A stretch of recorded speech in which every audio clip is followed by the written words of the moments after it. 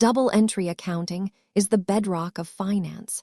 It ensures that every single transaction is balanced perfectly across your books.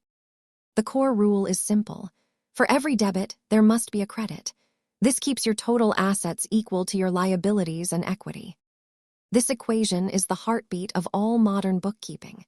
If these sides don't match, you know immediately that an error has occurred. Businesses use this system because it provides a complete picture of financial health, rather than just tracking cash in and out. While single entry is fine for a personal piggy bank, double entry is necessary for any business that needs to track complex obligations.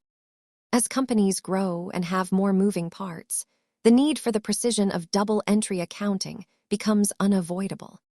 Remember that this system is designed to provide accountability. It forces you to account for where every dollar comes from and goes. Mastering these basics helps you understand how businesses track their success. Thanks for watching, and stay tuned for more finance basics.